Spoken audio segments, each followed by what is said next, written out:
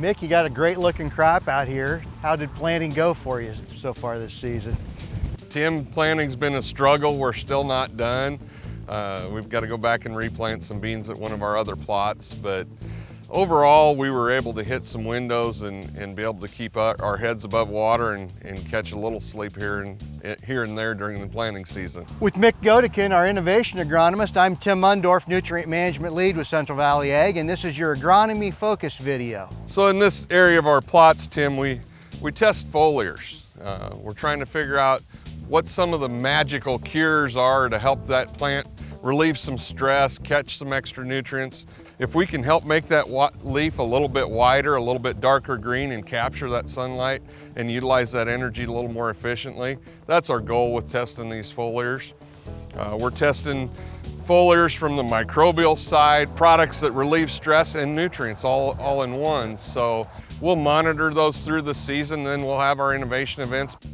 The innovation events are August 13th at Cuba, Kansas, August 15th at Norfolk, Nebraska, and then August 20th here at Polk, Nebraska. And by then we'll be able to see some differences in the ears and be able to kind of give some estimations and go through some of the data that we had from last year's plots also. Yeah, that's one of the nice things about these innovation events. It gives us an opportunity to show some new technology to our growers.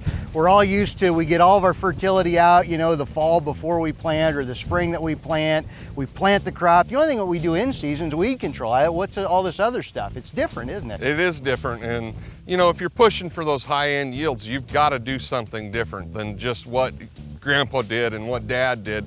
We got to look for that next button, something that's going to help us get over that hump, and maybe we're in a 200 bushel yield environment, push it to 300.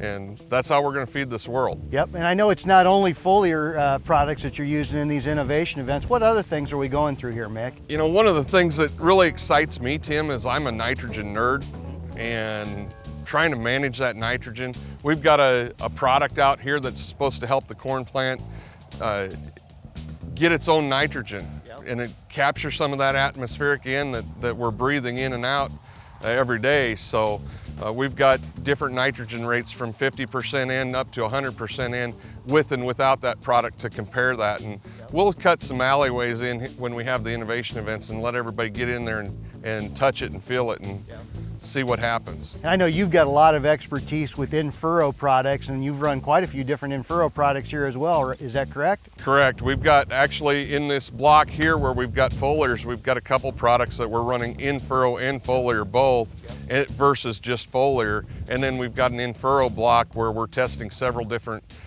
in-furrow products also, just to see what we can learn. And I know, you know, we always talk about corn here in Nebraska and Kansas and Iowa. Corn is king, and we spend so much time working on corn, but you don't just focus on corn in these innovation events, do you? But you're doing a lot of other things in your beans as well. Definitely. We're looking at in-furrow additives. We're looking at foliars there also. We're looking at different fertility options to maybe help boost us up over that 60 bushel hump in the beans and get us to the 100 bushel beans. Yep. So as a reminder for our growers to look forward to those innovation events and maybe get them marked down on their calendar, what are those dates again, Mick? Definitely come out and see us. August 13th at Cuba, Kansas, August 15th at Norfolk, Nebraska, and then August 20th at Polk, Nebraska.